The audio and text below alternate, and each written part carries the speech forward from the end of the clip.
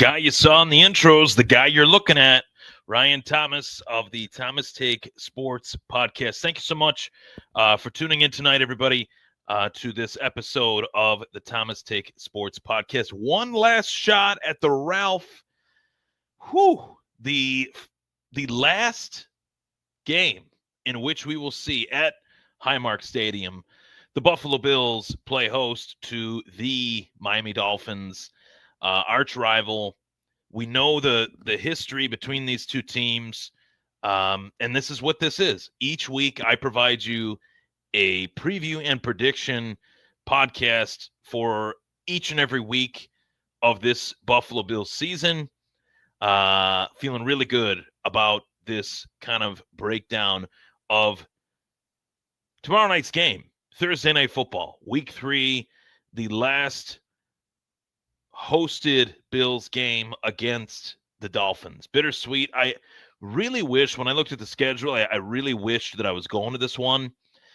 This was one of the few games that I actually really, really wanted to go to, but wasn't able to make that happen. But hey, there's always 2035. That'll be the year that I'll probably be able to afford potentially some tickets for some Buffalo Bills games. So we'll see. This show is brought to you by 26shirts.com. It's available on the Buffalo Fanbase Podcast Network every Wednesday at 8. You're tuning in live. If you want to fire me some questions, really feel free to do that. I will respond in the comments section below. Of course, the Thomas Take Sports Podcast going into its 10th season covering your favorite football team, my favorite football team, the Buffalo Bills. Now, before I dive in to the Week 3 battle, let's get a Week 2 recap versus the Jets. Bills versus Jets. Of course, it was a 30-10 victory by the Buffalo Bills, and I talked about it a little bit last night on the K-Gun Report with Swank, kind of last minute. He texted me, he said, hey, are you available? I said, yeah, sure, I'll hop on. And I wanted to, dive into that game on my show too and give a little bit more analysis on it before I dive fully into the Buffalo Bills versus the Miami Dolphins. Each and every year I get, a lot of shit talk from the Dolphins fans on social media, half of which could not withstand the recency in terms of dominance that the Buffalo Bills have laid the smackdown on the Miami Dolphins. They can't handle it, right? They just can't. They can't handle it. So what they resort to doing is they block me. But somehow, some way, they still find a way to creep back on to the Thomas Take Sports Podcast. They just can't get enough of this show. So I see their accounts pop up as I go live. See, I can't really interact with them. They don't want to interact with me any further because they know that the Buffalo Bills right here are dominating this quote-unquote rivalry. Is it really a rivalry between the Bills and Dolphins when the Bills have dominated it for so long? That's another question that we'll answer here tonight on the Thomas Take Sports Podcast. But first, as I mentioned, a Week 2 recap, Bills versus Jets. Listen, this game blew me away in a lot of ways, but mainly the toughness and the durability of Josh Allen on full display, breaking his nose. Mitch Trubisky, I'll never say a bad word about Mitch Trubisky ever again because Mitch Trubisky came right in. He threw a 32-yard dart and is ice in his veins, to make that happen.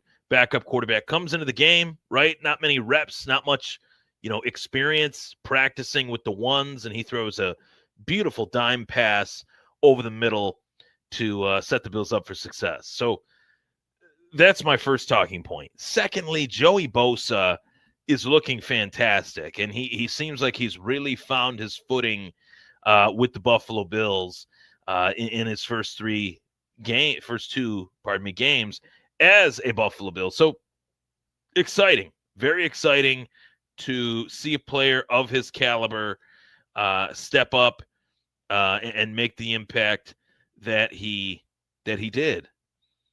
And that's really, really awesome to see. For his sake, for the Bills' sake, just in the NFL, it's good to see players that have been through some really hard times, go through those hard times, come out of those hard times, ready, willing, and able to be an impact player, and that's what Joey Bosa has been able to do. Thirdly, Christian Benford. I thought Christian Benford played a hell of a game, in the backfield, making big stops. He had a sack on Justin Fields. What did the Buffalo Bills allow in terms of passing yards? Between Justin Fields and Tyrod Taylor, it was like, 85 yards, something like that. So they did pretty good. No complaints. No complaints over this one. The Bills didn't even need to have Josh Allen out there in order to beat the New York Jets. I think the Jets are in a little bit of a state of transition, obviously, with a new head coach. But at the same time, I just don't know if Aaron Glenn is that guy. I have my doubts, even now. But Jets moving on to week 3. Buffalo's moving on to week 3 as well with a 2-0 record, with a real opportunity here to start the season 3-0, 3 AFC conference wins, 2 of which in their own division, with a very smooth sailing schedule. Let's pull this baby up here. Let's pull up the Buffalo Bills schedule for 2025, 2026. I definitely want to get that pulled up here. So let's do it. So, of course, do a little bit of a screen share. Let's fire this up here. Let's fire this up. No audio on that needed. Okay. So, building the future. There we are. Except cookies, for crying out loud. Cookies, all this ridiculousness. Okay, so 41-40 win over Baltimore, a 30-10 victory over the New York Jets. As I scroll down here, we got Miami on Thursday night, then a 10-day break. A 10-day break to wait for the New Orleans Saints. 10 days. 10-day break to wait for the New Orleans Saints. I'll take that, really any day of the week, of course, but 10-day break to wait for the Saints, that's fine by me. Then you scroll down on this. I'll hit later on that. You got the Patriots, Sunday Night Football. That'll be a fun game. I do like Drake May a lot, but I feel like Buffalo's got that one. Then you got Atlanta, Monday Night Football. Could be interesting. Then a bye. Then Carolina after the bye. Then the Chiefs. I mean, Carolina, we'll just say the Panthers, Falcons, Patriots, Saints, or in the order that they play them in, the Saints, Patriots, Falcons, Panthers. Saints, Patriots, Falcons, Panthers in the next 4 weeks is insane. That's a really easy slate. And you don't want to look ahead, but I feel pretty confident. I think it's safe to feel very confident in Josh Allen each week being the guy for your fantasy football team and for your team in reality. But given a preview and prediction to this Miami Dolphins team, so knowing the opponent is the key. Know thy opponent is such a cliche, but it's key to victory, right? It's essential to knowing the battle that's ahead. So know thy opponent. The Miami Dolphins, they're 0-2. They're coming off of a horrible loss at the hands of the Indianapolis Colts. They're coming off of another close game loss at the hands of the New England Patriots. And that game in particular really showed me just how far and away the Dolphins are in terms of being on the Bills level. When clutch moments need to take place, far more oftentimes than not, Josh Allen's able to string a drive together, put something together that'll put the Bills in good position to win the game. Case in point, week 1 against the Baltimore Ravens, right? Case in point, even week 2 against the Jets, battling through that broken nose, coming back out there in short order. But Miami's quarterback, Tua Tagovailoa, he's just not the guy. He's just not that guy that can really lead you in a short amount of time that's needed. You need a guy that can help you win in extremely critical situations, and yet Tua is just not that guy that can get them to that next level.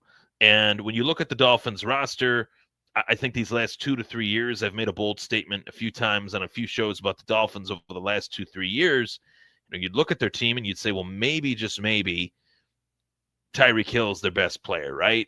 Wrong. I think that's wrong. I think Devin Achane is their best player. And for whatever reason, the first 2 weeks of this season, Miami has been unable to get Devin Achane the ball as effectively as they did these last 2 years. And that's a real key to victory for Miami, to allow Josh Allen the opportunity to sit on the bench, drain that clock. That's what Miami should be looking to do, but they just haven't really committed to the run game in this Mike McDaniel-led offense. So that's a key for me. Key to victory, knowing the opponent. Know that the Miami Dolphins have a really good running back in Devin Achane. They also have a really game-breaking wideout in Tyreek Hill. Is he what he once was? That remains to be seen.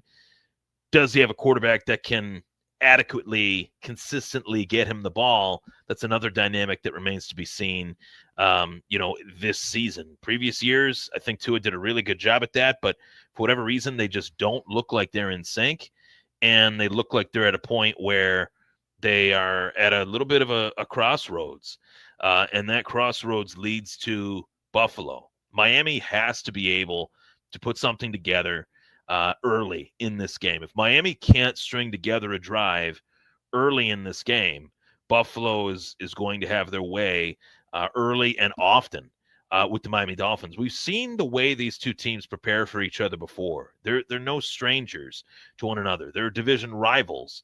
They play each other twice a year, every single year. And the fact is, Buffalo just seems like they have far more firepower, even for a team that most analysts said did not have enough weapons. I said they had more than enough weapons, and I think that's been shown so far with how they're sprinkling the ball around within the offense. Last week, James Cook took the game over. The week prior, I thought Keon Coleman late against Baltimore took the game over. So Buffalo is able to adapt within each and every week with a different player on the offensive side of the ball. That shows how versatile they are, shows that they got a quarterback that can get the ball out to many different options, and yet that quarterback is looked at as the best in the game. In comparison to Tua, you'll see a stark contrast between both Josh Allen and Tua, which makes things very, very glaring for Miami in terms of just how far away they are from the Buffalo Bills. So I'm really excited for another opportunity to squish the fish. But I also know very well that Miami is going to do what they need to do to get a win on the record. They are itching for a win. They need a win. They need to get in the win column just about more than any other team in the game right now. The fact is, if they're unable to do that, then Mike McDaniel's job could be grossly at stake here. Tua Tagovailoa's job could grossly be at stake here. And quite frankly, I look at this team and I just don't see where they got better, year after year. When Miami really started to come out like a Ferrari a couple years ago, driving really well in September, not having the success that they, should have these last couple years. I thought they'd change some things up and maybe try to get a little better in certain areas. And I feel like they haven't really done that. They haven't really added to their defense these last couple years. Their offense, they added Darren Waller, who was retired. It's just been weird, man. I can't quite figure out what the plan is for the Dolphins, whether or not they don't want to add as much or add enough. I don't know. I don't know what the exact plan is in Miami, but at the very least, it's a plan that's just not really working right now, and Miami needs to figure it out for their sake. Buffalo, on the other hand, hosting this game, keeping their fingers crossed for a dynamic, balanced attack, and that goes to the preview point of this podcast and the preview and prediction. So previewing Buffalo is fairly easy for me to do. I mean, last week James Cook put up a $132. He's got 176 yards on the ground this year. Multiple touchdowns, of course, last week. Josh Allen wearing the visor. He's got to be game ready. He's got to be just raring to go. And I think by tomorrow night he will be. But you might not see as much in terms of what we're accustomed to from Josh Allen in terms of the running around and things like that. I think physically he's good outside of the nose, but maybe he wants to avoid taking just an in general headshot, right? And Joe Brady's got to put Josh in a position to succeed as well. That position has to be one that doesn't allow opportunities for defenders to wrap their arm around and punch Josh Allen in the nose. But make no mistake about it, when I look at this Bills team, I think last week's win against the Jets, the most impressive thing about it, I mentioned it once, I mentioned it again, they didn't even need last year's NFL MVP to beat the New York Jets. Sean McDermott, the one thing that you can say about him in a positive form and fashion, I think more than anything else, is that Sean McDermott's ability to coach up the defense is something that I don't think I've really appreciated as much as I should. I don't think Bills Mafia has appreciated that as much as they should. There were a lot of missing pieces week one. Those pieces came back. Then there were some more pieces missing, week two. No Ed Oliver, and yet Buffalo's defense looked really good. Now, we did get some news today that there will be no Ed Oliver, no Matt Milano against the Miami Dolphins, but I have faith. I have faith in Dorian Williams. I have faith in the deep depth that Buffalo has at the defensive line. I think they can get it done. So my score prediction is one that does allude to a blowout a little bit here. I am going to go 34-20 Bills. And realistically, this is a hell of a team, right? But this is more about where Miami isn't in comparison to where Buffalo is. Does that make sense? It's really hard for me to pick against the Bills when they play the Dolphins. I just don't think the Dolphins are nearly as good as, let's just say, the Chiefs or the Ravens, or when Joe Burrow's healthy, the Cincinnati Bengals, because they don't have, a Joe Burrow, a Patrick Mahomes, a Lamar Jackson. Tua, you're only as good as your quarterback, and I just don't really believe in Tua at the level that Miami does. And I don't even know if they believe in Tua as much as they would allude to. So there you have it. Preview prediction podcast, Bills versus Dolphins. I really appreciate you all tuning in tonight. Of course, tomorrow night's game will be a great one. I'm really looking forward to it.